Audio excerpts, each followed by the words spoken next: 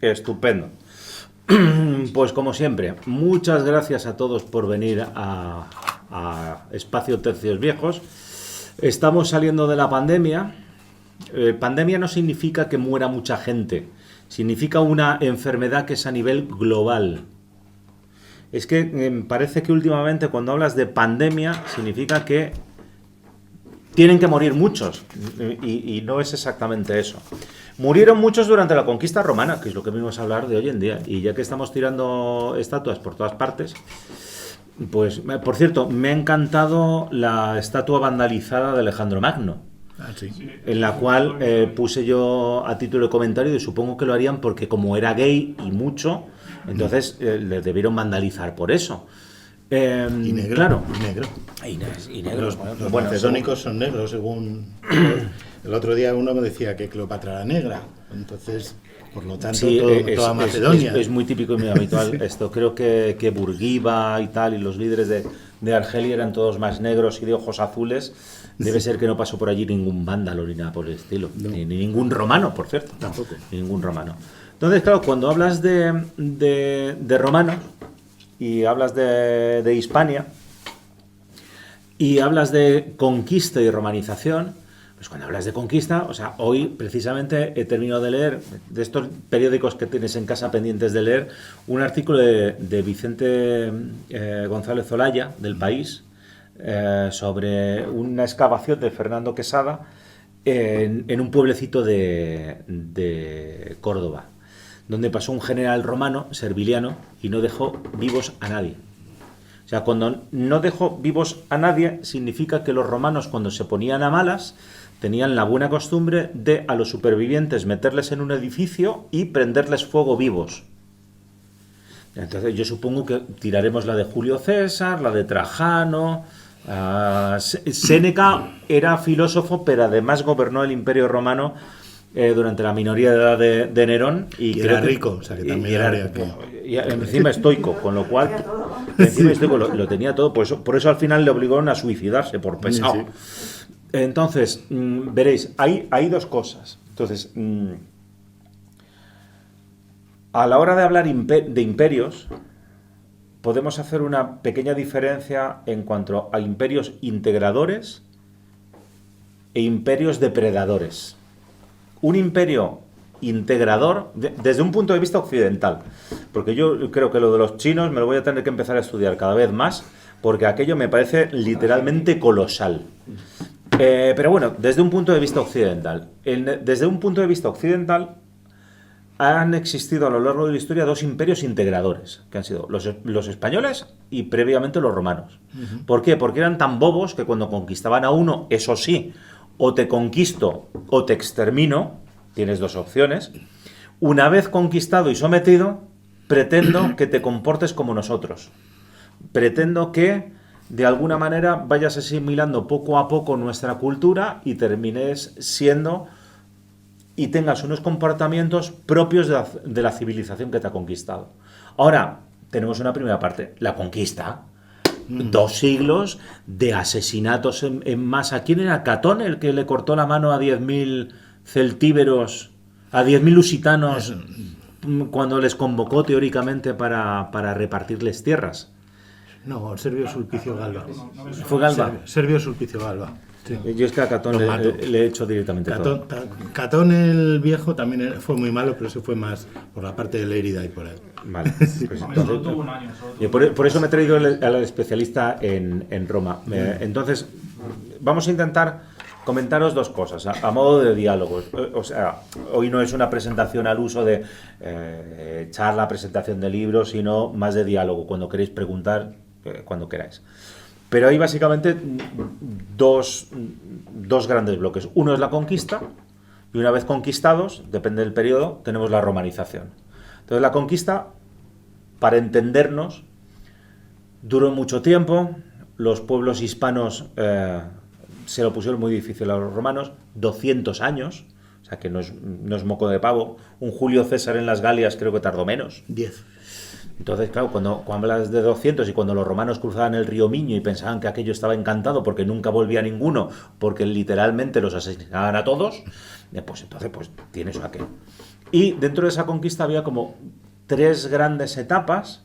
Una primera, que es la comenzada cuando el primer romano pone el piececillo aquí, en Ampurias, en Emporio. Ampurias, hoy en día se llama Ampurias. Que es Escipión, pero ¿cuál de los Escipiones? Porque es Neo Cornelio. Quinto, Neo era el tío del africano. Quinto y Neo, ¿no? Quinto y Neo. Tío y padre, tío y padre, sí. Tío y padre, que los dos perecieron aquí luchando contra los cartagineses. Sí. Entonces tenemos un primer periodo de conquista romana, donde los romanos, por supuesto, queridos hispanos, venimos a liberaros del yugo opresor de los cartagineses. Posteriormente, bueno, ya que estamos aquí nos quedamos.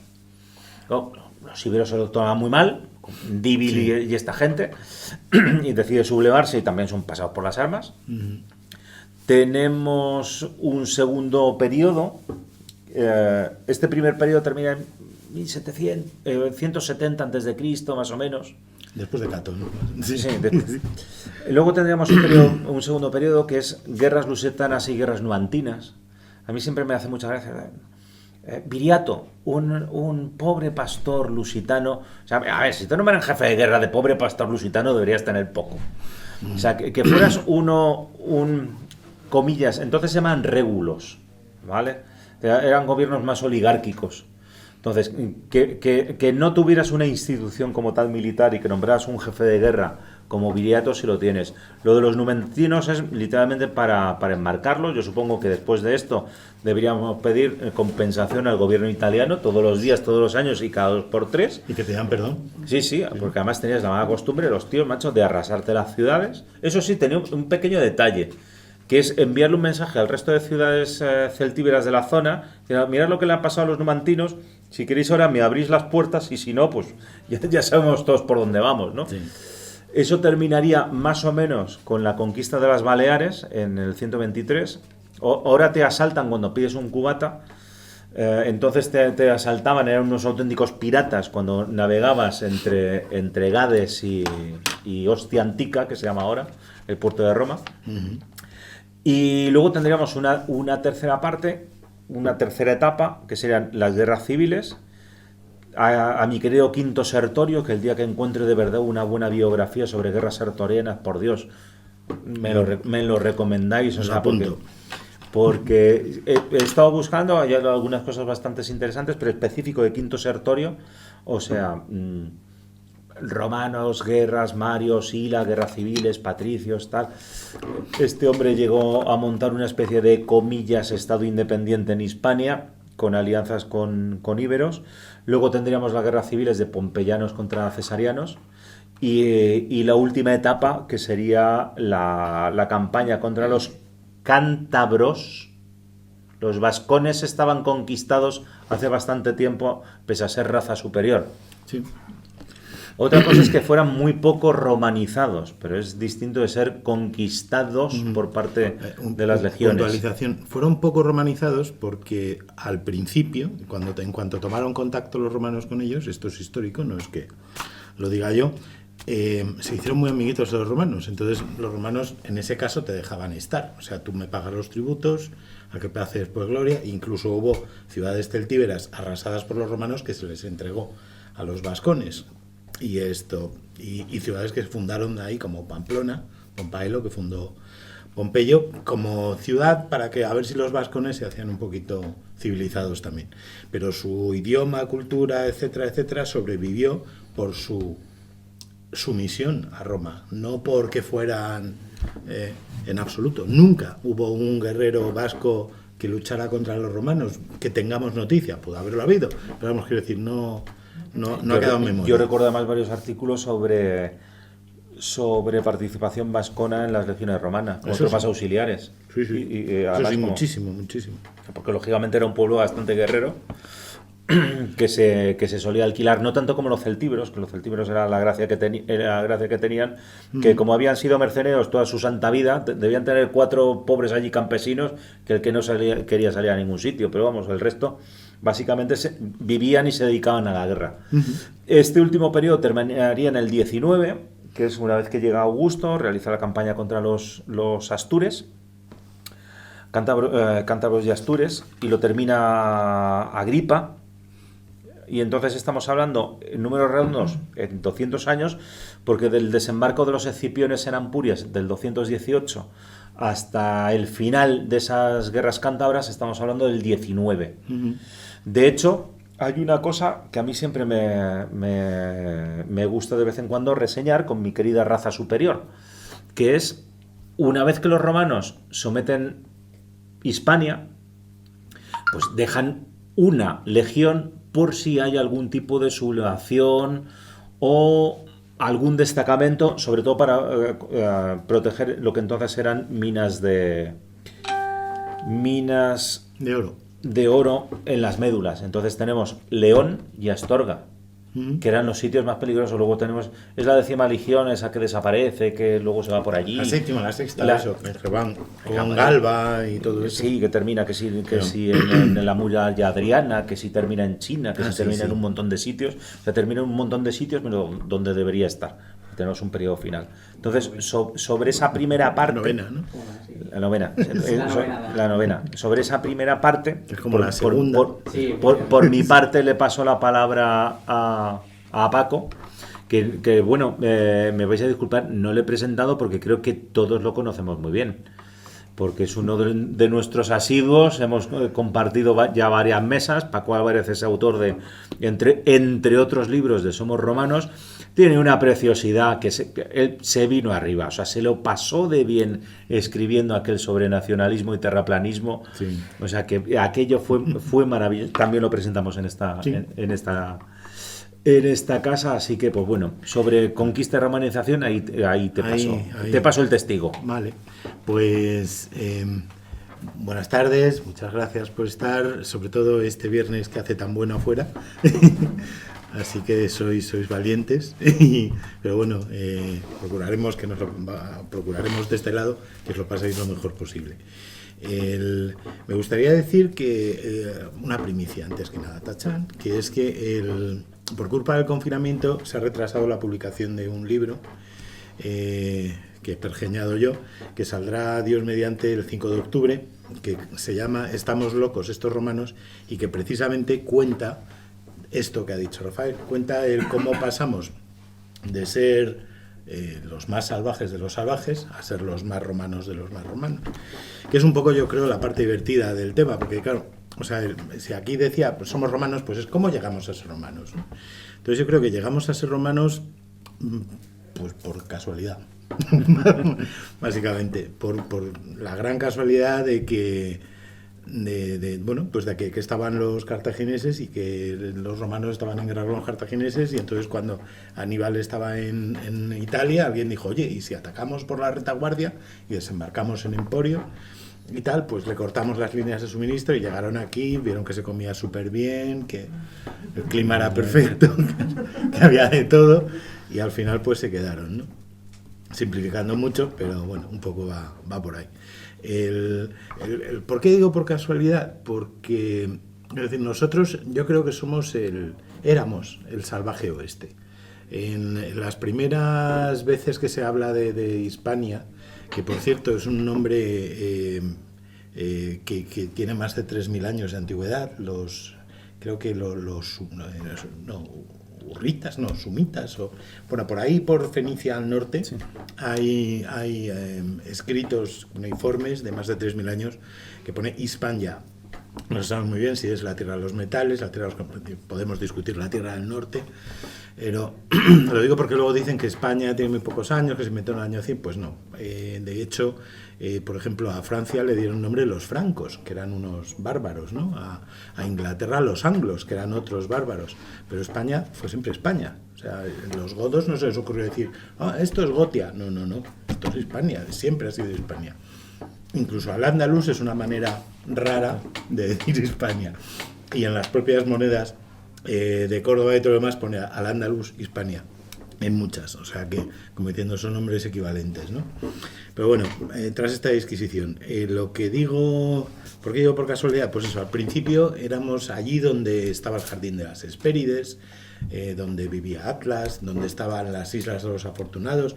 Era un sitio mitológico donde los atlantes luchaban contra los dioses, era algo ¡buah!, lejísimos, el Finisterre, ¿no? Y en ese salvaje oeste, pues había tribus, que tribu es un nombre romano, obviamente, y esto, había tribus salvajes, había caballos salvajes, había caballos los más rápidos del mundo, que según las leyendas las yeguas eran fecundadas por el viento, por eso eran tan rápidos. Ya no había bisontes, pero los había habido, hay unos pintados ahí en Altamira, ¿no? O sea que, es decir, y los íberos y todo eso llevaban plumas en los cascos, o sea, y había oro, y los que vinieron del este. Entonces, vale, yo tengo la teoría de que éramos un poco los indios de los romanos. Aquí había de todo, había oro. Plinio dijo que no se había dado el caso jamás de encontrar una tierra donde hubiera más oro, más plata o más hierro que la de España. Aquí había habido una civilización tartesos, de la que, como es española, no sabemos prácticamente nada, pero sabemos que fue la civilización occidental más antigua y que posiblemente tenga 4.000 o 5.000 años de antigüedad. Tenemos la ciudad occidental más antigua, es así, comprobada, y sabemos dónde está por lo menos, que es Cádiz, que tiene más de 3.000 años. Es la ciudad occidental más antigua de Europa y del mundo, obviamente, porque más allá no había ciudades. Y de hecho Cádiz es uno de las... Y el sistema, digamos, urbano previo que existía, por muy antiguo que fuera, ya fuera griego, fenicio o íbero o indígena, es un poco lo que yo creo que permite esa rápida romanización, de la que me gustaría que discutiéramos luego, porque yo siempre digo que vale, que muy bien, vienen, nos peleamos contra ellos, no sé qué, llega un momento que nos ganan y ¿qué hacemos? Colgamos la espada y decimos, ¡hala, venga, ahora somos romanos! No, tiene que haber un algo, o sea, ¿qué es lo que motiva, qué es lo que hace que cambia el chip y que de pronto, después de estar 600 años, porque los íberos, hay memoria de mercenarios íberos en Esparta en el siglo VI a.C., o sea, y luego de pronto vienen los romanos y en vez de machacarlos en 3 días, resulta que los íberos precisamente son de los primeros que se romanizan. Y cuando, como ha dicho Rafael, había cuadrillas, como ahora hay cuadrillas de albañiles o de fontaneros, había cuadrillas de soldados, que ¿a dónde voy? Y tal, pues a Sicilia, donde sea, estaban por todos lados. Y quiero decir, no creo que hubiera pueblo más belicoso que el hispano, y si no, ahí están los honderos baleares también, están citados por todo, no sé, por 100, bueno, 100 no, porque no hay tantos, pero sí 50 autores antiguos, y también desde el siglo V, IV en adelante, ¿no? y que terminaron yo creo que la última vez que se les menciona por escrito es en la Guerra de las Galias, como auxiliares. Eso que, como hablábamos, en la Guerra de las Galias el libro es estupendo, pero fueron 10 años.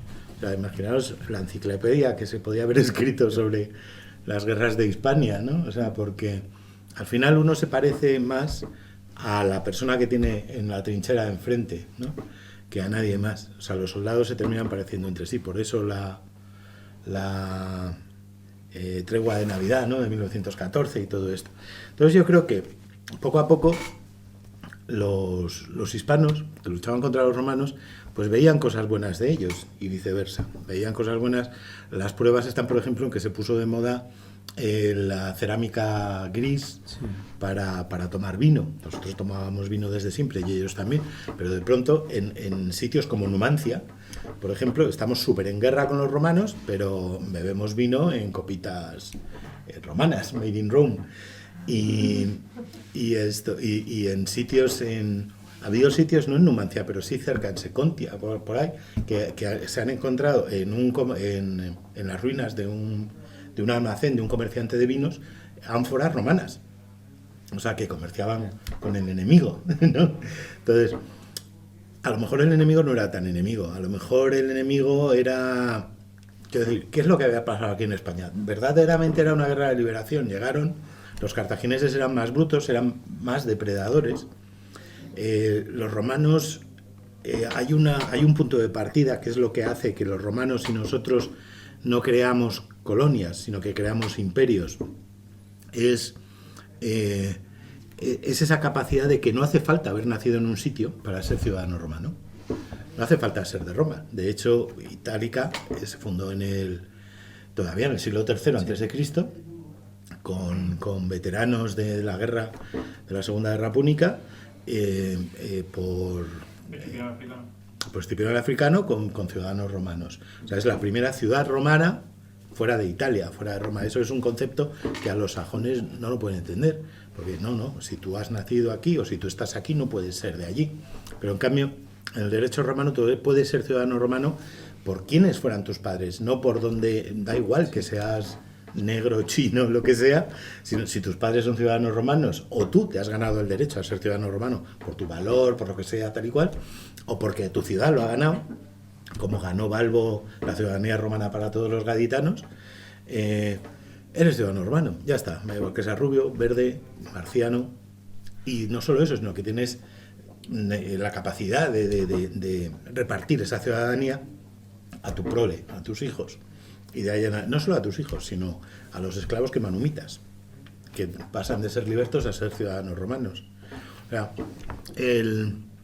eso hace que en Cartella, a finales del siglo, a principios del siglo II, creo que en el 179 o por ahí, ya hubo una misión a Roma en la que los representantes de 7.000 hijos de nativa y legionario fueron a pedir un estatuto social y una ciudad donde ponerse, porque dijeron, oye, nosotros no somos peregrinos, no somos extranjeros del todo, porque mi padre era legionario, era Pijus Magnificus y todos estos. Pero mi padre es ciudadano romano, pero claro, mi madre era íbera de ahí de Cádiz o de Sevilla, entonces, ¿qué hacemos? Y entonces pues se les otorga una colonia con derecho latino, también la primera colonia latina, que tiene los mismos derechos que un tío de Sorrento o de Nápoles, pero fuera de Italia. Eso es lo grandioso del Imperio Romano, la capacidad de mezclarse, que es lo que nosotros hemos hecho. O sea, estos días hemos hablado todos mucho de Colón, de Junípero y todo esto, y claro, pues es que al final la realidad es la que es. Entonces, en California, en Alta California, no llegó a haber nunca más de 1.000 soldados españoles, posiblemente, con lo cual... En toda la frontera norte nunca superaron los 1.100. Y eso va prácticamente desde Texas a California. Con lo cual es complicado hacer un genocidio de millones de personas cuando eres 1.000, ¿no? Pero bueno, el caso es que en Estados Unidos, en California, en 1850 se encontró oro en el oeste, igual que aquí.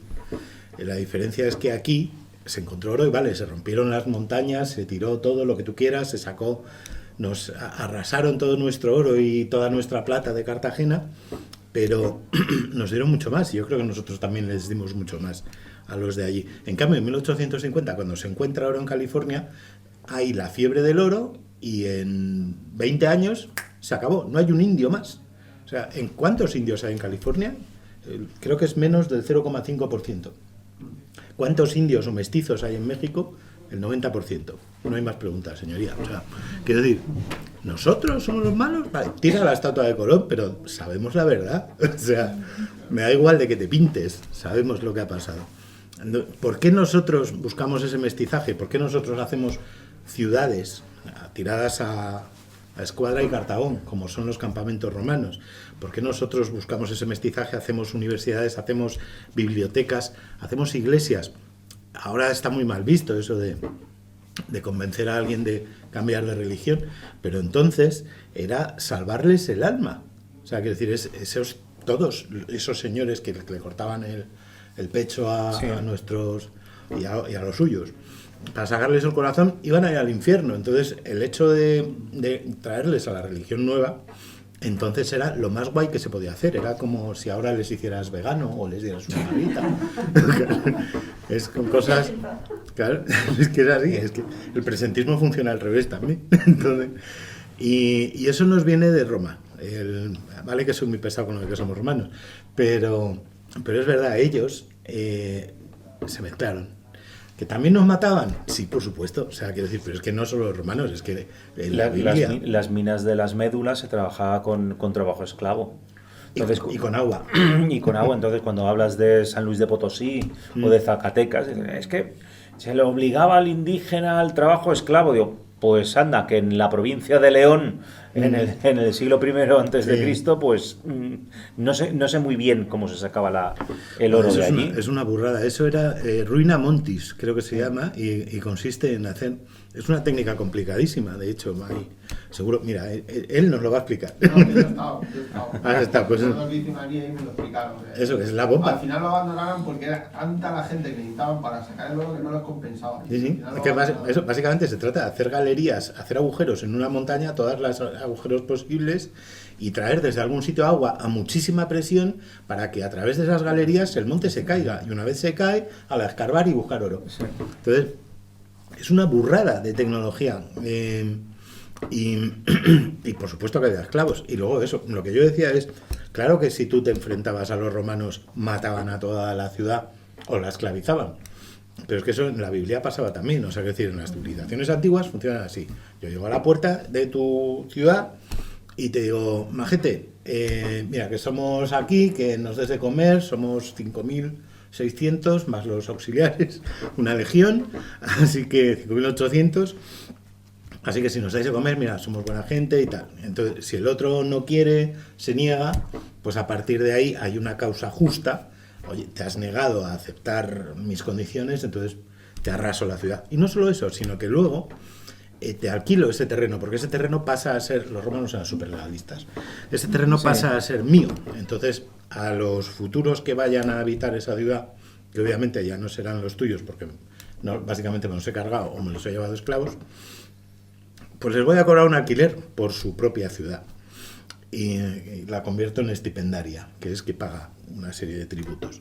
Pero con el tiempo eso puede cambiar. Una generación después puede cambiar, porque incluso durante el imperio, al menos durante la primera parte del imperio, las ciudades son bastante democráticas, para lo que se puede entender. Entonces, ¿eso qué quiere decir? Que son capaces de elegir a sus propios magistrados.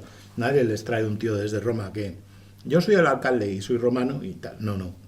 Tú eliges a tu alcalde, a tus dos alcaldes, porque es un cargo colegiado para que no haya abusos, como siempre, en Roma. Y esos dos pasan a ser ciudadanos romanos cuando termina su año de mandato. Pasan a ser ciudadanos romanos y pasan a formar parte del Senado de la ciudad, junto con otros que sean ricos, que sean buena gente, que colaboren con el bienestar, tal. Y al final tienes una élite de ciudadanos romanos. Esa élite de ciudadanos romanos que vive en una ciudad romana con su teatrito, sus termas, un anfiteatro guapo, agua corriente, letrinas. Joder, letrinas, hace 2000 años, wow. O sea, yo conozco pueblos en La Mancha que en 1970 no había agua corriente. O sea que, quiero decir, estamos hablando de 2000 años antes. Pues claro, a lo mejor bajaba un tío del Castro, veía Mérida y decía, jo macho, yo quiero ser romano. O sea, en el Castro se vive fatal. O sea, sí. Claro, no hay teatro para empezar. No, o sea, es como no hay wifi. O sea, papá, quiero ser romano. Quiero ser romano porque aquí no me entretengo. No hay Netflix, no hay nada. Entonces, eso hizo... No sabemos qué hizo, pero eso es una de las cosas que hizo que la gente dijera, coño, se vive mejor en las ciudades. Y eso es lo que hacía Fray Junípero Serra. Fray Junípero hacía misiones, ¿vale? Pero misiones como San Carlos Borromeo, San Francisco, San Diego, Santa Bárbara, Los Ángeles, San Gabriel de Los Ángeles. Y, es decir, son todo ciudades. No hay ninguna misión que hiciera Fray Junípero que se haya abandonado. ¿Y por qué funcionaban? Porque llegaba y ponía una escuela, una iglesia, terrenito para que la gente... Para cultivar. Terrenito para cultivar, porque mucha gente en la Alta California estaban en el Paleolítico. O sea, eran recolectores.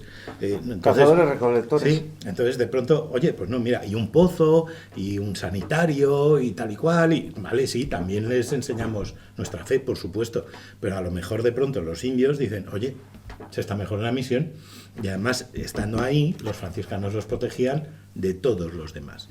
Un poco podía pasar lo mismo en Hispania, no lo sabemos, pero a lo mejor era eso, la gente que venía a la ciudad. Y sobre todo había paz. O sea, que cuando llegó Roma ya no se mataban entre ellos. No, por supuesto.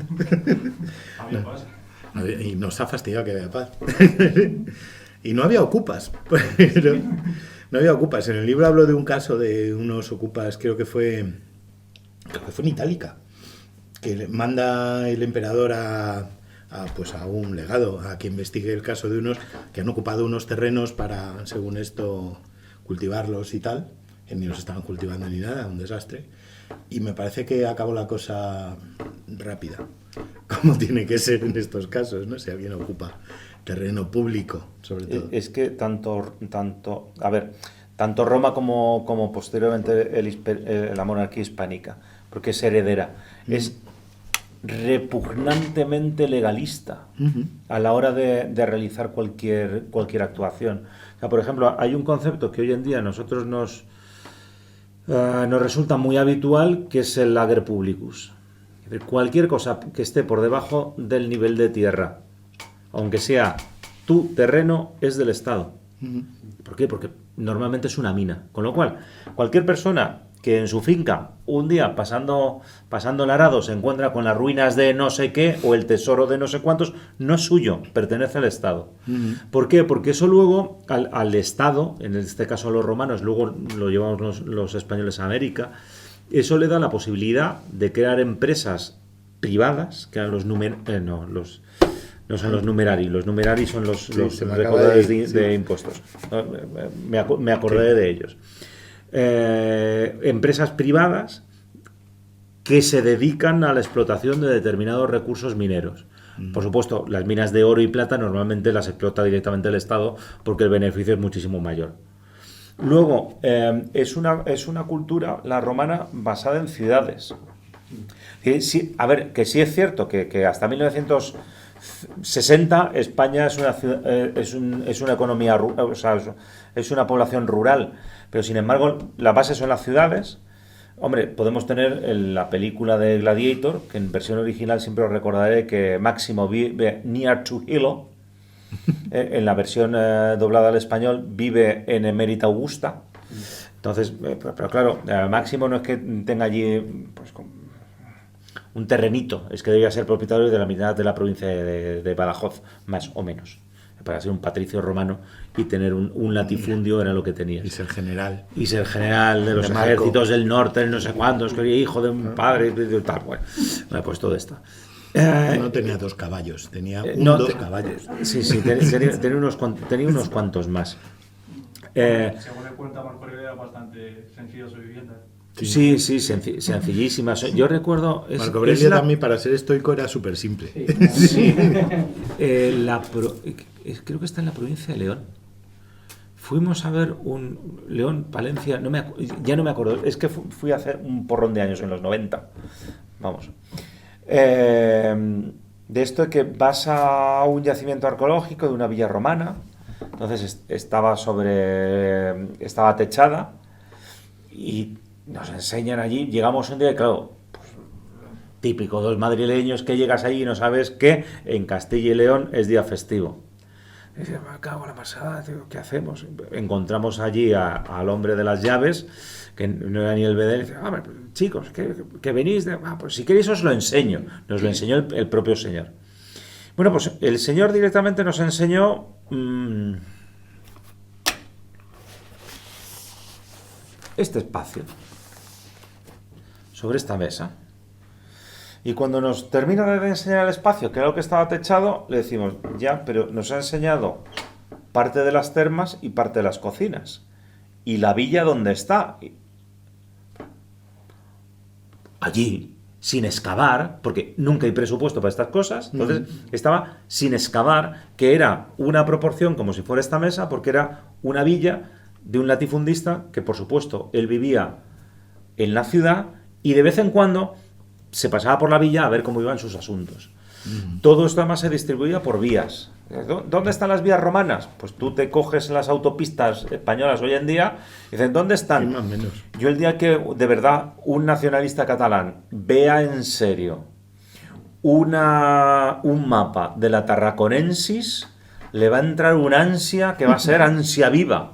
Porque aquello era cosa, o sea, con capital en Tarragona además. ¿Vale? Entonces... incluía Asturias, León, Valencia, durante un tiempo, Aragón, Valencia. toda la cornisa cantábrica, Sí, llegaba no, hasta Galicia, llegaba hasta Galicia. Al principio sí.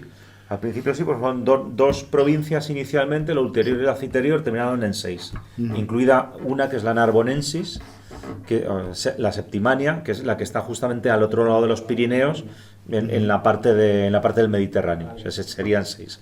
Luego los visigodos, cuando llegan aquí, tienen 6 provincias, pero ellos lo que no tienen son las Baleares. La diferencia es que Baleares nunca estuvo en dominio visigodo, estuvo en Imperio Bizantino y luego se hicieron independientes, se volvieron a ser piratas. Volvieron a ser piratas hasta que llegaron los musulmanes.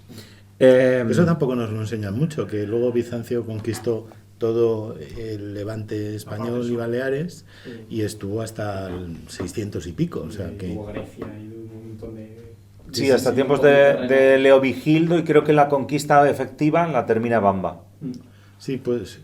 O sea, Leovigildo verdaderamente es el que somete a los vándalos, prácticamente expulsa a los bizantinos, pero el que físicamente termina con la presencia bizantina de la Hispania. Pero y termina porque había una guerra de los persas en el otro lado y aquí no podían mandar ya más ayuda. O sea, pero quiero decir que presencia romana hubo muchos más siglos y años que árabe, a pesar de lo que nos han enseñado.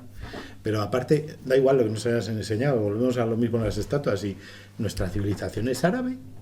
¿Qué tenemos de árabe? Aparte de, no sé, unas cuantas palabras y todo lo que tú quieras. ¿Los baños árabes? Los baños árabes que son romanos, Ah, las vaya por casas Dios. árabes que son romanas, la agricultura a la romana, agricultura de regadío. que es romana. Las Y, oye, norias de agua. Y una cosa, no se lo digas a nadie, pero los árabes también tenían esclavos, ¿eh? O sea, las estatuas de Abderramán y todo esto, de No me lo Sola puedo creer. Teresa Rodríguez. Y ellos no se mezclaban, ellos eran un pueblo también de élite, los musulmanes. Claro, por eso dicen, tenemos más sangre árabe. ¿Cómo vamos a tener sangre árabe? El Corán prohíbe que una mujer árabe se case con un hombre.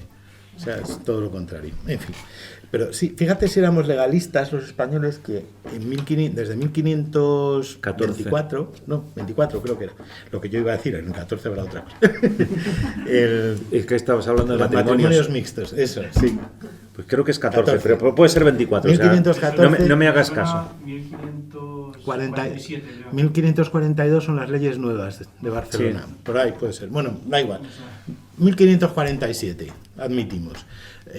¿Cuándo se permitió el matrimonio mixto entre razas en Estados Unidos? 1967. Pero los racistas somos los romanos. Los indios no obtuvieron la ciudadanía norteamericana hasta 1924. Correcto. Está la anécdota de que Jesse Owens, cuando fue a los Juegos Olímpicos de la Alemania nazi, estaba mejor tratado Sí. que en su propio país. Porque Sí. él podía estar en donde estaban todos los demás atletas y en su país solo podía estar donde estaban los negros. ¿Dónde estaban los negros? Sí. Sí. Sí, le dijo, pues sí, esa anécdota es de que el Fidel sí le saludó y no le llevaron a la Casa Blanca justo cuando ganó Cuando ganó. los Juegos Olímpicos. Por Y cierto- luego tenemos una parte que es la romanización, es decir, hemos repartido espadazos, hemos prendido fuego a toda ciudad y todo pueblo que no se nos someta. Eso sí, como hizo Cortés en México. A ver, permitidme lo de México, que yo cada vez hablo más de Virreinato de Nueva España. Lo que hizo en México es decir, Tlaxcalteca, te alías conmigo, pero claro, la alianza no es inicial, es llegan unos forasteros a hacer la guerra. Ostras, macho, qué espadazo repartan estos. Que tenemos unos enemigos por allí que son la berza. Oye, podríamos llegar a un acuerdo, es decir, los íberos con los cartagineses y demás, Sí. o me da igual, el celtíbero con el tío de la tribu de al lado, los vacios, de Villarriba con los de de Villabajo. abajo, o sea, me da lo mismo. Les tengo ya sometidos. Ya tengo la división provincial, tengo las ciudades, tengo las vías. Una nave comercial que saliese del puerto de Cádiz en 9 días estaba en Roma. Desde Tarragona tardaba 6. O sea, al navegar 3 días de Cádiz a Tarragona, 6 días de Tarragona hasta Roma. Tener en cuenta que hasta 1850 aquello siguió siendo los mismos tiempos. Cipiano y Julio César estaban en lo mismo que Napoleón en trasladarse por prácticamente los mismos sitios porque no había otro sistema de transportes. Dime. Por ejemplo, dicen que Napoleón copiaba a César siempre, o sea, en velocidad, porque lo admiraba. Dicen que siempre lo copiaba. Sí, pero iban andando Dicen igual. que Roma era lo más rápido que había en el mundo en cuanto a movimientos. En cuanto a forma de movimiento, sí, Dicen que claro. inventaron la bici. Ya les tenemos todos. Y entonces comienza la romanización, que lo decía Paco. Entonces tú dices, estos visten más de no sé qué. Estos hablan un idioma y no sé cuántos. Y entonces llegan las aportaciones romanas. Entonces tú dices, ¿cuántos hispanos continuaban hablando el idioma que hablaban previamente a la llegada de los romanos? 1, los vascones. El resto, todo el mundo abandona el idioma porque hay un emperador que, por supuesto, no es que fuera muy bueno, pero sí quería cobrar impuestos a todo el mundo por igual y que todo el derecho fuera lo mismo, cala. El 212, ¿verdad? El edicto por el cual todo el mundo es ciudadano romano, que significa que todo el mundo puede ir al ejército. Porque si no, no puedes ser legionario porque no eres ciudadano romano, tendrías que ser auxiliar. ¿Vale? La pagas peor.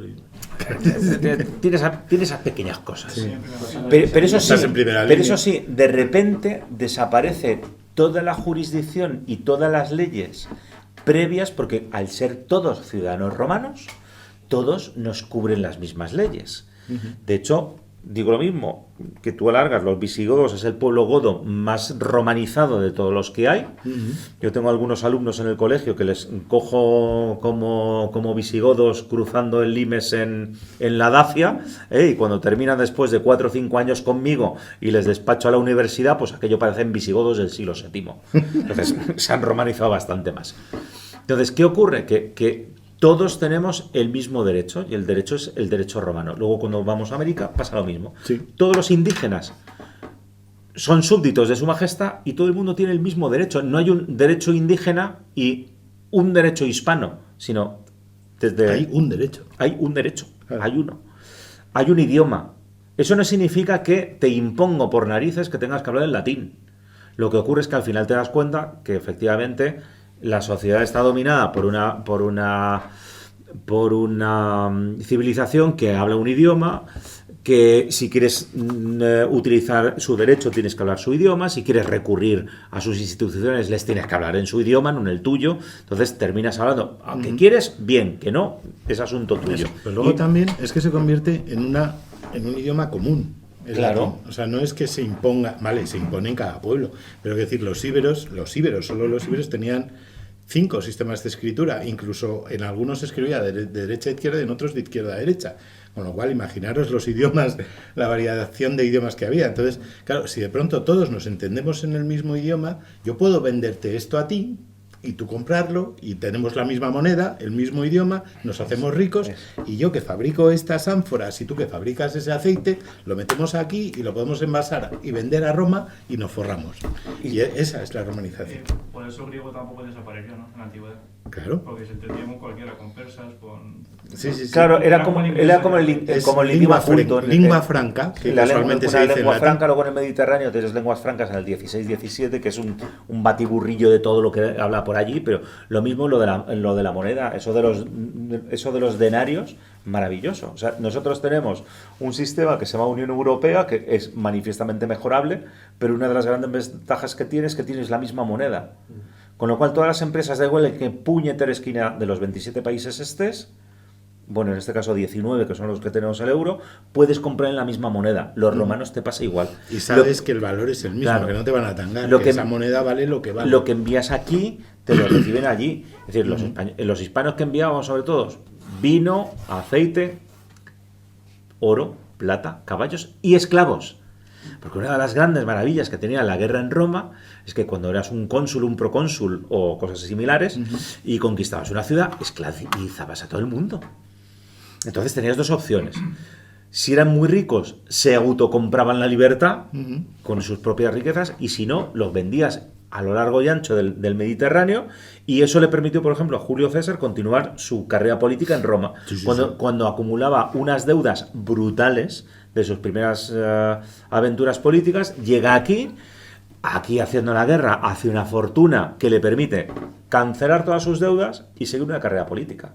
O sea, aquello maravilloso. Por cierto, nos trajeron su religión. Y esto siempre tiene truco, porque siempre que les digo a mis alumnos, los romanos nos trajeron su religión. ¿Qué religión nos trajeron los romanos?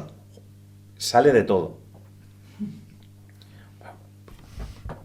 Religión romana, el cristianismo, ¿o no habíais pensado en eso?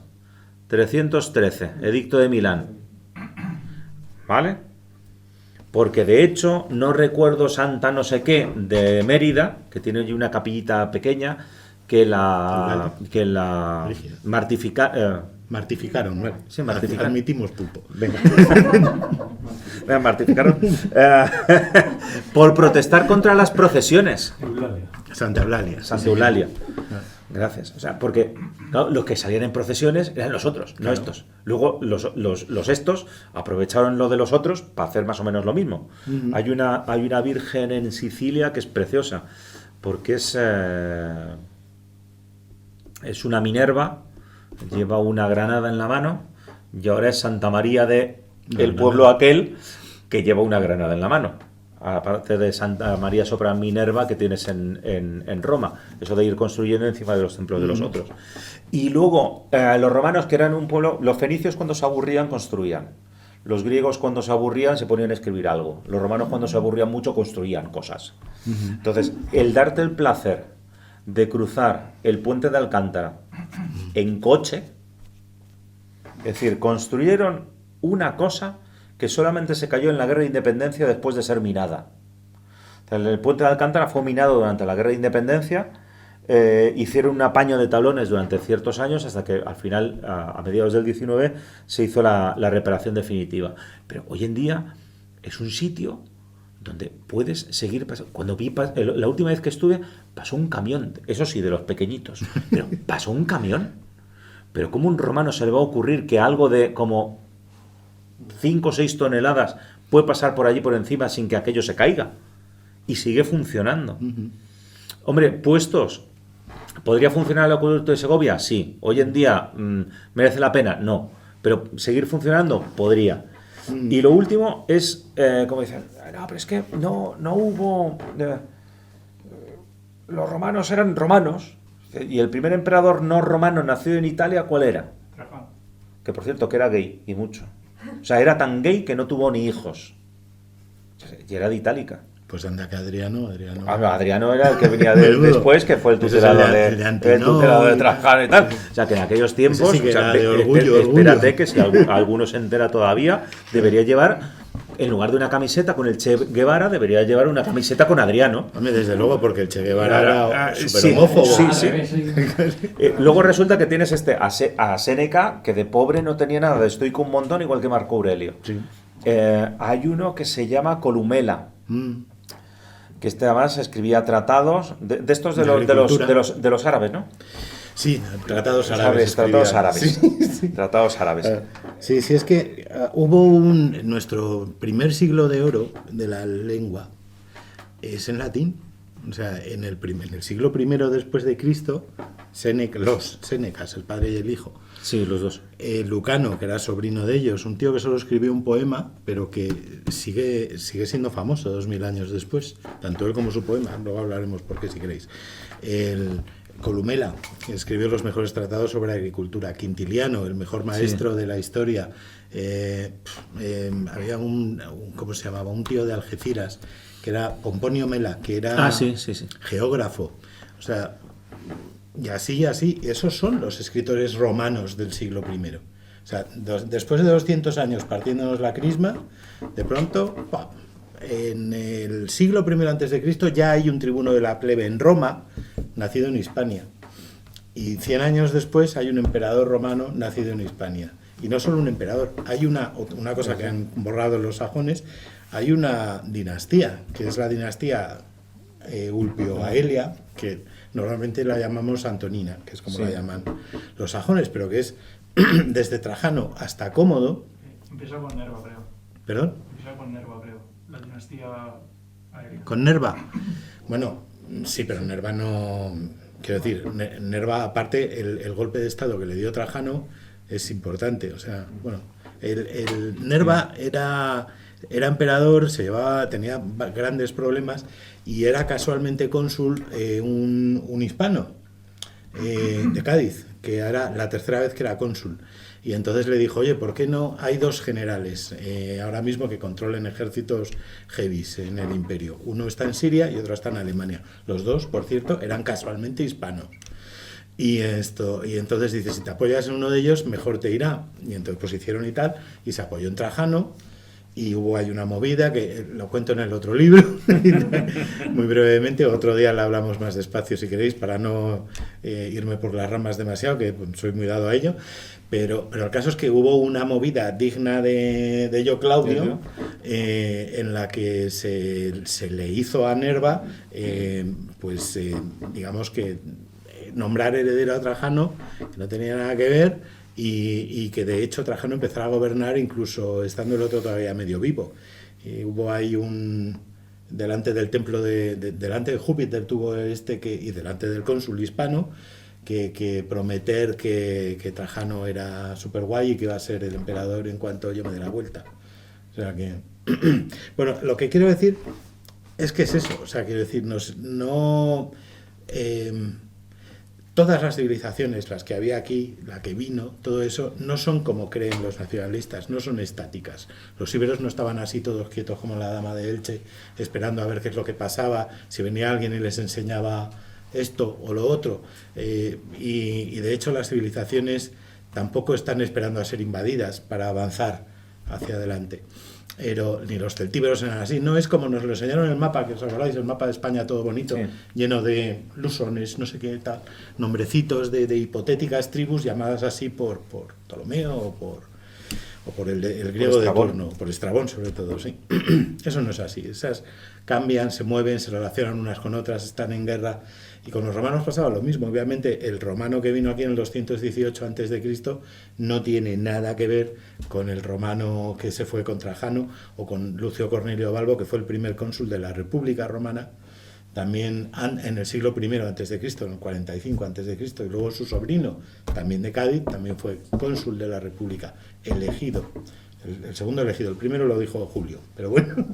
Y gobernando el mundo, un tío de Cádiz, cuando tiene toda la lógica. ¿Por qué? Porque Cádiz es la ciudad más antigua y por lo tanto la más sabia, ¿no?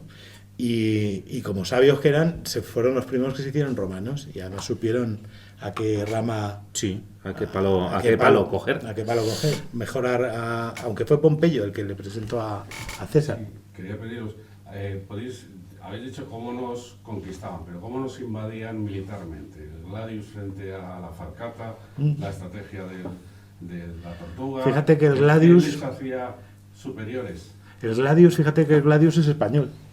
También, es que el gladius hispaniensis, ¿no? Entonces, y de hecho, el atestudo en la tortuga, el borde metálico que tienen los escudos romanos se añade a partir de las guerras en Hispania, porque las falcatas cortaban como cuchillas de afeitar, entonces a los escudos que solo eran de madera les tienen que poner un borde de metal porque no sirven de nada.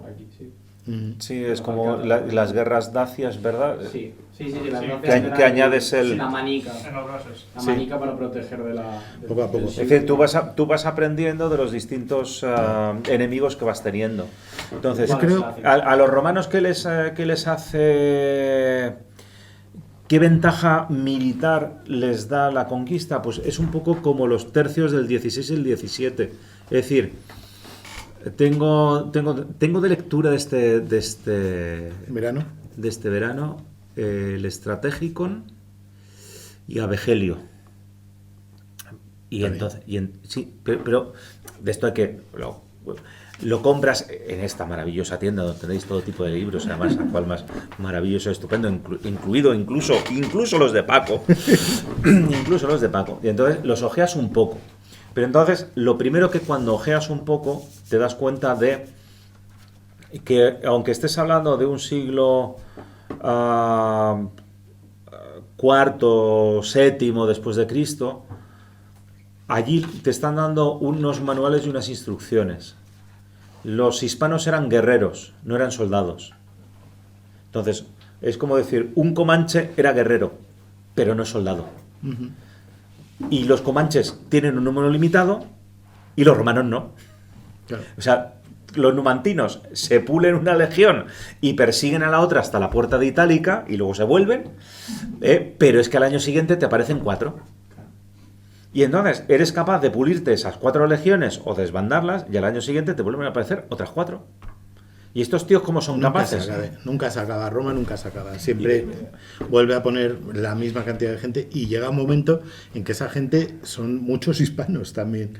Porque, quiero decir, la conquista, claro, la citerior y la ulterior eran romanas ya, mientras estaba combatiendo en la Celtiberia y en Lusitania. Entonces, es por apuntar lo que estaba diciendo Rafael, hay muchas citas en las guerras numantinas y en las guerras celtíberas de duelos personales, como en la guerra de Troya, que sale un guerrero de la ciudad celtíbera y reta a un campeón romano. Para los romanos eso era mitología pura. Era como, joder, como en lo de Homero, macho. O sea, ha salido un tío ahí en su carro. ¿Quién se lucha conmigo? Y bueno, luego acababa eso como acabara. Pero claro, quiero decir, era una forma absolutamente primitiva. El ejemplo es muy bueno, los comanches. Sí, guerreros de narices, los mejores del mundo. Si les pilla despistados, de hecho en Intercatia, en Intercatia, después de que Lúculo nos traicionara en Coca, fueron los romanos a Intercatia y les dieron hasta en el carnet de identidad. Pero, porque al final, quiero decir, a brutos, en un momento dado no nos ganaba nadie, pero es este año. ¿Qué pasa eso? El año siguiente, otros 5.000 tíos ahí otra vez afuera y nosotros quedan 4. Perdón. Y también, a raíz también de esto, que los romanos tenían una cosa que también es un reflejo de la monarquía hispánica, los ejércitos de la monarquía hispánica, que tenían muchas influencias de un montón de partes de diferentes y habían combatido. Entonces todas esas experiencias, había muchos soldados que se volvían profesionales y ese reflejo hacía que fuesen no solo soldados profesionales, sino que aún mejor, porque sabían cómo luchaba un guerrero númida, como la fiereza del furor galis, por ejemplo, me recuerda de 300. Sí, pero me recuerda también a la hora de Escipión Emiliano. Escipión Emiliano se encuentra allí que tiene 2 legiones, que las 2 legiones tienen la moral por los suelos. Hay una cosa que me encanta, que es que les confisca a todos los legionarios las pinzas del pelo. Los legionarios romanos tenían la costumbre de depilarse, pelito a pelito. Entonces les quita todo. Prohíbe todos los lupanares y toda la cohorte que persigue y que está acampado con ellos. Los juegos. Los magos, o sea, todo, absolutamente todo prohibido. Y después le dices, y a partir de ahora, y durante los próximos meses, todos los días vamos a salir al campo a hacer 30 kilómetros andando y al final del día dormir en donde construyamos. Una vez hecho eso, que por supuesto, como le digas a un guerrero celtíbero que tiene que hacer tal cosa, o sea, colapsa, posteriormente comienza el asedio de Numancia. Y él dice, no, aquí eso, guerra y desafíos ninguno. Pena de muerte. Aquel soldado romano que acepte cualquier desafío o que, haciendo una salida a los celtíberos, vaya en persecución de los celtíberos, porque es que, hijos míos, es que siempre era igual, es que era lo mismo, salen los celtíberos, se van sobre los romanos, fingen un ataque, una escaramuza, por supuesto, de repente colapsan los celtíberos y huyen, y entonces el romano envalentonado va detrás de él hasta que, cuando con el peso de la armadura o tirado una colina, llegan los celtíberos, allí todos contentos, sobre todo los lusitanos, se le da una maña atacas a 5.000 romanos, solamente 1.000 celtíberos. Claro, cuando pasas la colina dices, ya, nosotros 1.000 y mis 15.000 primos que estaban aquí esperando a que llegarais vosotros. Entonces, te los ibas machacando todos los días. Ya vienen los primos de Zumosol. Claro. Entonces resulta que, claro, Escipión Emiliano prohíbe cualquier enfrentamiento con los numantinos hasta que esté total, completa y absolutamente cerrada el doble cerco sobre la ciudad. Es verdad que en la serie de Numancia Escipión dijo, si podéis no los matéis cuando ataquen, porque digo, así se mueren antes de hambre. Porque digo, si son más, Digo, comer más y... No creo. Podría ser una estrategia, pero no. Podría ser porque era muy dado a la época y si nos vamos al 17, hasta el 17 también. Una ciudad asediada, cuando comenzaba el asedio, toda la población se quedaba dentro de la ciudad. Cuando el asedio continuaba bastante tiempo y las condiciones de rendición no eran buenas, los asediados enviaban a los no combatientes al otro campo para que fueran atendidos. Es que no, estoy intentando acordarme de una de la Guerra de los 100 años. En Alesia. Una de la Guerra de los 100 años donde le dicen que... El de Tours. Donde le dicen que no. Hay varios de esos, porque Sí. además los ingleses no eran muy dados, y no eran entonces muy les dados dejan allí a en dejar mitad mucho de que tierra de nadie porque dentro de la ciudad no les vuelven a admitir porque no hay comida suficiente. Ujú. Entonces, es que o te derroto militar... A ver, Es que la batalla es la guerra. La guerra en batalla O sea, campal, que no, nosotros la guerra- estamos muy dados a las grandes batallas campales. Las eran batallas muy campales limitadas, muy limitadas. eran Muy peligrosas. contadas con los dedos de la mano. O sea, porque ni el uno ni el otro se las jugaba a que en una sola batalla pudieras ganar o perder. Siempre ha sido más una de desgaste, de emboscadas, de asedios. cintas, de Ahora que hablamos asedios. los romanos. Sí. Todo el tratado, el periodo en el medieval a mí que me gustó mucho, está influido. Sí, Y evidente. todos los generales, las grandes generales prácticamente están incluidos. Evidentemente. Mira, hay una película que históricamente es un petardo, que es William Wallace. Ah, sí. Históricamente es un auténtico petardo. A ver, se deja ver igual de bien que Gladiator. O sea, no digo que no, pero eso de históricamente... Vale, el que pero, lleva el pero, siglo XVI, pero eso. las grandes victorias de William Wallace te viene porque eso sí me impactó mucho en la película, porque había leído un libro de estrategia romana. Ujú. De hecho, habla latín el tío. Entonces es lo de tiene unos conocimientos militares que los otros no tienen, ¿vale? Entonces, los otros son grandes guerreros, pero no saben organizarte. Cuando lees Numancia, por cierto, estuvo sitiada 20 años. O sea, se tardó el doble que en conquistar Francia, ¿no? Y hubo sus más y sus menos. O sea, hubo algún cónsul o procónsul, creo que era, que firmó tratados tan miserables para que fue Roma, devuelto. Que una vez fue eso, que el Senado lo puso desnudo en la puerta de Numancia como diciendo, mira, lo que ha firmado este tío Roma no lo puede admitir. ¿Cómo que no? Así que va a hacer con él lo que queráis, que tampoco hicieron nada.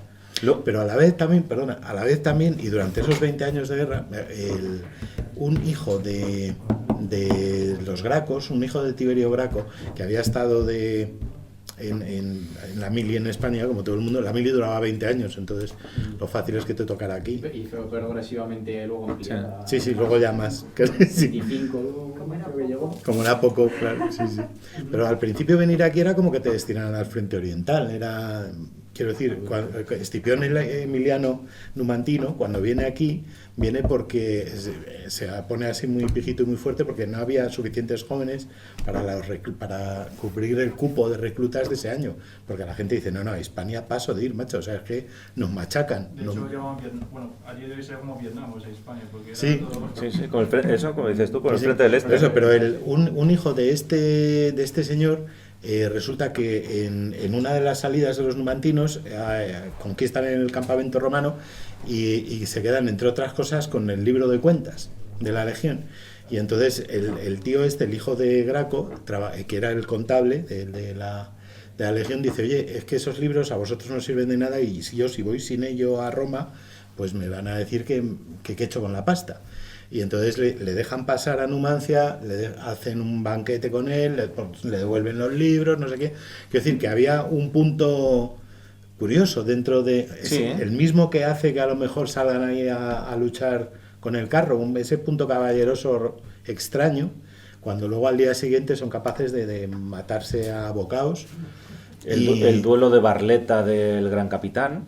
Es decir, somos profesionales de esto, es decir, nos podemos desafiar y luego por la noche esto es ya estamos en principio del XVI, Sí. que los caballeros podemos quedar a cenar y hablar de cómo ha ido el combate. Lo cual no significa que al día siguiente, como me han tocado las narices los de la guarnición de no sé dónde, los envíe todas a galeras. Y cuando un capitán le dice al gran capitán, pero a galeras, y pueden darse con un canto en los dientes que no les quito la vida a todos. O sea, porque me han tocado las narices en el asedio. Punto, ya está. Luego, hay una extensión de la cultura romana que a mí me parece bastante interesante, que son los visigodos. La extensión de la cultura romana a través de los visigodos es muy buena en el siguiente sentido. Primero, cuando los visigodos se sientan en Hispania, resulta que administrativamente no tocan nada.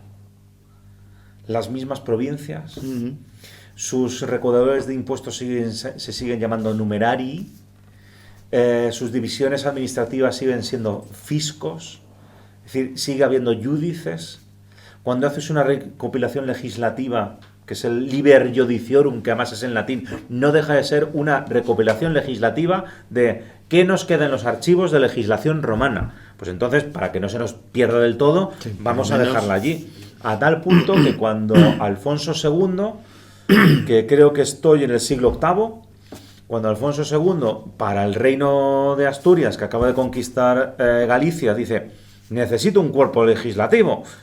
¿Qué tenemos a mano?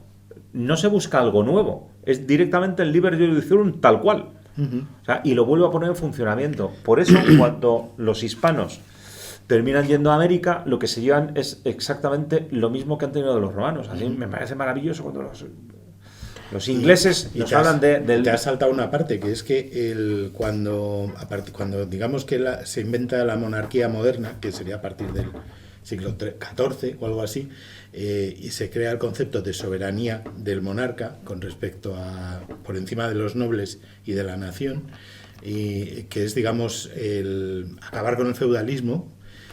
Se hace precisamente porque se redescubre en el derecho romano digamos, la majestad, la soberanía, etcétera, etcétera, y se dice, no, es que el rey es el que otorga los favores a los nobles. Los nobles no es que sean, quiero decir, gobiernos como eran entonces, ¿no? Y eso es lo que permitirá que luego los reyes católicos conviertan la nobleza en una nobleza de servicio y no de dominio, y lo que permita eso, que tengamos una ley romana en los dos lados del universo, que por eso los reyes son católicos, porque católico en griego, como sabéis, quiere decir universal. No es que rezaran mucho, que vale, que también, sino que lo que quiere decir el título católico que le otorga casualmente un papa valenciano es que gobiernan sobre los dos hemisferios en todo el mundo. Y luego estaba pensando el tema de la soberanía. Eso comienza además ya en el siglo XIII con Alfonso X el Sabio, y con la aparición de las universidades. En las universidades se estudia justamente derecho romano y mucho derecho romano imperial. Entonces hay otras dos leyes de una gran influencia romana en la historia de España, que es el Código de las 7 Partidas y el Fuero Real. Entonces vas teniendo una evolución que por eso que cuando me has cortado iba a despeñucar a mis queridos amigos ingleses. Por fin, en el siglo XVII aprueban el habeas corpus. Y dices tú, tócame los flautines. O sea, habéis descubierto el habeas corpus en el siglo XVII. Y eso es un gran avance. En el siglo XVII el habeas corpus, o sea, pues eso, o sea, siendo modesto, solamente con que nos vayamos a los visigodos, que ya lo recoge, estamos en el siglo VII. Es decir, o sea, me estás diciendo que 1000 años antes de que vosotros recuperéis el habeas corpus, nosotros en nuestra legislación ya lo teníamos. Entonces, por eso es muy distinto. Entonces, por eso esa romanidad hispana. Por eso yo sí lo siento así, de verdad, ¿eh? O sea, y esto ya no es ni despectivo, ni unos mejores ni otros peores. Es cierto que en Europa hay una Europa del norte y una Europa del sur. Hay una Europa que tiene una tradición romana y una Europa que no. Y entonces eso sí es cierto, eso sí se nota. O sea, a un finlandés le explicas estas cosas y por supuesto es imposible que él pueda comprender incluso a un germano.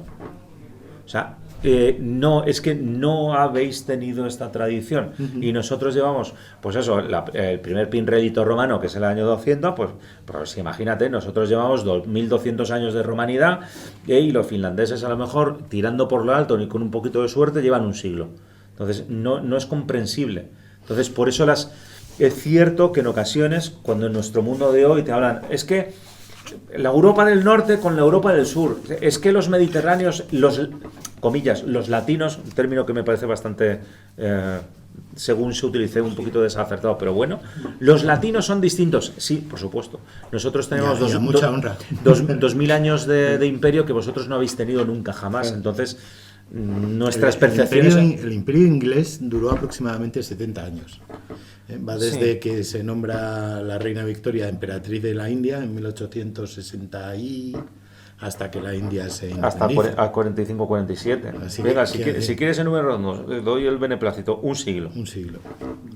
No puede ser igual. Es imposible. Yo tengo una pregunta, Pau. ¿Cómo se tenía los cronistas romanos o los escritores, cómo tenían, cómo se pensaba que eran los pueblos íberos, los pueblos que estaban aquí, obviamente, la península? Pues... y cómo se... O sea, tenían cierto... Para que nosotros hayamos tenido ese, entre comillas, controvertido, ese carácter latino de que nosotros, pues, tenemos unas relaciones sociales y demás, y de que tenemos también los problemas de corrupción y demás. ¿Cómo se tenía? Y si se tenía un nexo en común o ellos veían algo más cerca que, por ejemplo, de un bárbaro de Germania. Pues una buena pregunta. En general, por seguir en el derecho, Roma distingue entre peregrinos y ciudadanos, ¿no? Peregrino es cualquier extranjero, pero lo reconoce ya en su propio derecho. De hecho, había un pretor encargado de los extranjeros, y desde el 200 y pico antes de Cristo hay un tribunal encargado de proteger a los extranjeros que hayan podido ser maltratados por parte de los gobernadores romanos, igual que nosotros teníamos los juicios de residencia. Pues eso, o sea, quiero decir que la historia es la misma. Para los escritores, digamos, comunes romanos, distingamos los anteriores del imperio y los posteriores, o más que los posteriores, los augustios, si quieres. Ellos distinguen en que la gente sea más civilizada o menos civilizada con respecto a que hayan tenido más o menos contacto con Roma, punto. O sea, son romanocéntricos totalmente. De hecho, Estrabón dice que Roma está en el centro del mundo, en el centro, y que por eso es lo mejor y porque eso tal. Entonces, quiero decir, los íberos en el 50 a.C., los del sur hablaban mucho latín y entonces los consideran ya buena gente y tal. En cambio, los que tienen menos contacto con los romanos siempre se refieren a ellos como montañeses, ladrones, gente que vive allí en cuevas, ¿no? O sea, de una manera peyorativa. En cuanto a razas, prácticamente no había ninguna distinción de raza, porque de hecho eso de celtas, celtíberos, íberos y tal también es mentira, porque los lusitanos, que son los que están más al oeste, son más celtas que otra cosa, de ser algo, porque también hay quien dice que son itálicos y que tienen familia etrusca. O sea, quiero decir, aquí la gente se mueve pues como en las discotecas, a oscuras y a ver lo que pilla. Entonces, por lo general, no hay una cosa, igual que obviamente los italianos ni los españoles eran todos morenos y bajitos, como salen en las pelis, ni cosa parecida. O sea, afortunadamente, todos los romanos, y eso nos incluye a nosotros, nos gusta la variedad, tanto en todo, tanto nos gusta la tortilla de patata y nos gusta el bocadillo de calamares, y también nos gustan a los chicos las rubias y las morenas, y viceversa, y lo que sea, ¿no? De hecho, si Alfredo Landa ligaba a suecas, es porque es muy distinto a las suecas, ¿no? Y a las suecas le podía chocar el exotismo. Entonces, a lo mejor por eso las chicas de Cartella, que por cierto luego se forraron poniendo escuelas de flamenco en Roma, eso podemos hablarlo otro día. Por eso tuvieron tantos hijos con los legionarios. Que yo quería dejar dos, como vamos, ¿no? Terminando, Vamos concluyendo, sí. quería apuntar dos cositas. Una, que lo has comentado y que me parece muy importante que este sitio privilegiado sea uno de los centros de los que salga el movimiento fundamental de recuperar nuestro patrimonio. Yo me refiero al romano, que es el que me toca, ¿no? Pero me hace mucha gracia siempre cuando se habla de la Hispania vaciada y todo lo demás, y luego pasa, como ha dicho Rafael, que la mayor parte de los sitios están inexcavados o infraexcavados y todo eso, y no hay mayor tesoro ni mayor riqueza que la que realmente hay en nuestros pies, en cada pueblín, en Burgos, en Extremadura, en León, puede haber una villa romana. Y, bueno, de hecho, en muchos las hay. En Huérmeces, por ejemplo, es un pueblo cerca de Burgos con los que me escribo y tal, que tienen una villa romana y que están haciendo lo posible porque se estudie y se excave y todo eso y se expropie, porque ahora hay un señor plantando ahí nabos, con perdón, que joder, que daría más dinero si fuera una villa romana. Y aparte, quiero decir, hay un montón de grupos de recreación buenísimos que seguro que estarían encantados de ir ahí los fines de semana y enseñarle a los niños cómo se vivía en Roma. Mejor Terra Mítica. Bueno, no. O este de Toledo, Puy di Fui, o El algo Puy di así. Fui, es el Sí. Puy di Fui, Mira, que con la empieza bandera con, guay. y que empieza con los árabes, un Puy di Fui, porque Sí. antes no había nada. Y entonces eso, y luego remarcar el tema de lo de nuestra capacidad de mestizaje, que lo hemos hablado muchísimo, pero que es algo de lo que tenemos que estar absolutamente orgullosos. Nadie debe de admitir que le llamen, que ningún español debe de admitir que se nos trate de genocidas. O sea, es una burrada, es una mentira, y además es que normalmente quien nos lo dice son gente que tiene apellidos como Flaherty y cosas así, como descendientes del general Custer, ¿no?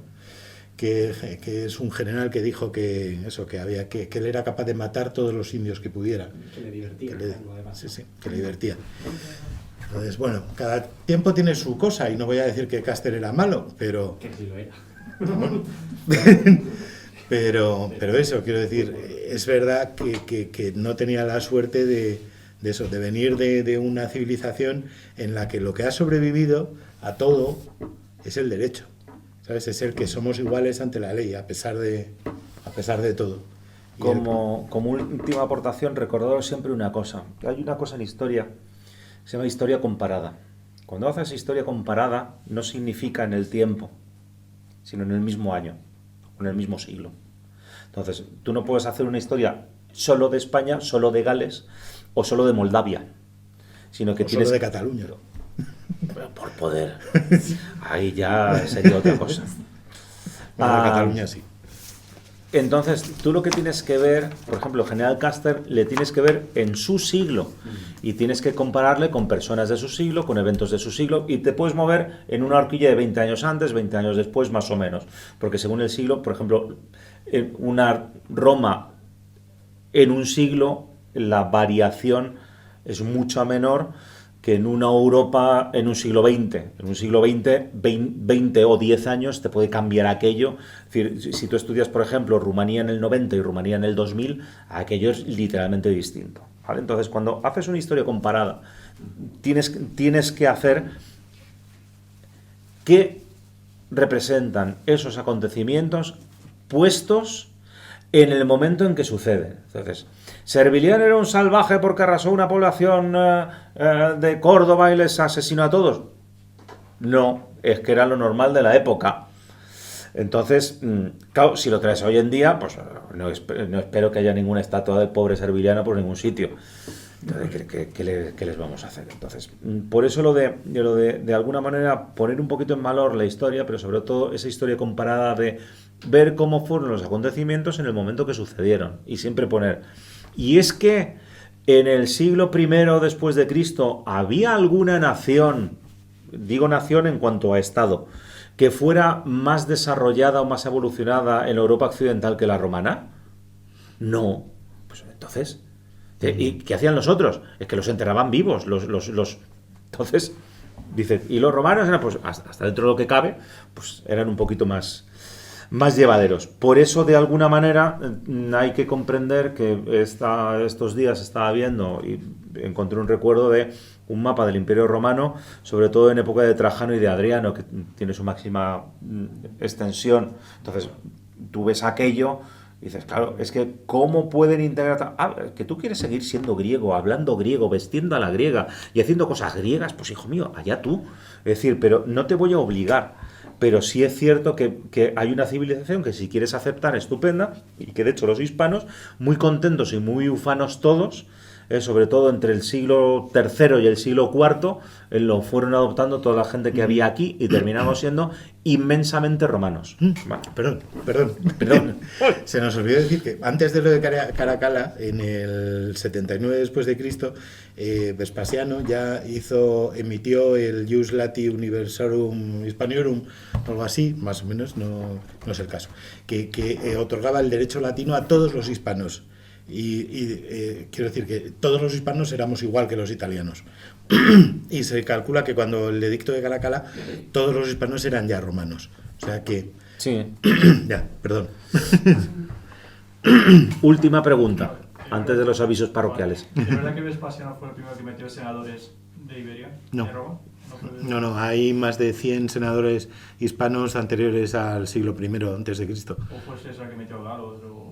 No, eso se le critica a César también, y César sí metió galos. Pues me han contado un chiste muy malo hoy, que es de que se viste un travesti celta, de gala. Es muy malo. En fin, Bueno. Avisos parroquiales. Aunque de momento seguimos desconfinados, pero todos con mucha precaución, con mucha mascarilla y con mucha distancia social.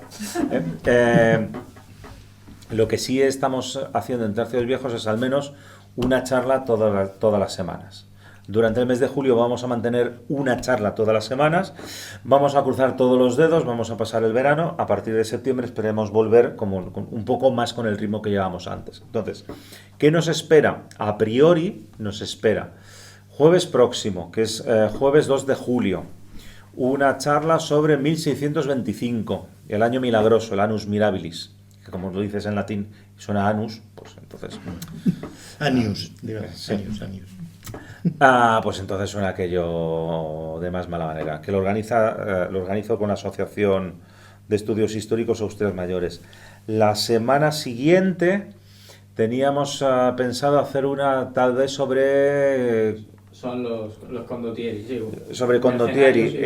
Estamos por ver si va a ser sobre Condottieri o si consigo convencer a Crisanto de la editorial Trafalgar Editions, porque ha sacado un libro sobre Fray Junípero Serra. Amigo. Y entonces, claro, Fray Junípero, aquel que conocí yo en los años 90 en Menorca, Que ahora es santo, ¿eh? Tiene un museo precioso con unas fotos del presidente Ronald Reagan, que le tiene un cariño escalofriante. Sí, claro, por eso le tiran las estatuas. Pues a lo mejor, si no hacemos uno, hacemos el otro. Y probablemente la otra que tengamos a lo largo del mes de julio, para confirmar fechas, en principio serán los viernes. O sea, salvo la próxima, que es un jueves, pero por unas razones específicas, intentaremos que sean los viernes. Y la última sería León Arsenal, que vuelve a hacer una reedición enmendada, corregida, aumentada y demás, nunca mejor dicho, sobre godos en Hispania, con lo cual algún romano tocaremos por ahí. Os doy otro scoop, que es que León saca otro libro en octubre muy bueno también, de Roma. No puedo decir más. Eso será para cuando estemos en la Feria del Libro. Recordaros que Dios mediante y cosas por el estilo, gripe china salvaje y cosas similares, en el mes de octubre iremos a la Feria del Libro. Como todos, estamos viendo cómo, en qué condiciones, de qué manera y de qué forma. Entonces, lo dicho, pues nada, muchas gracias.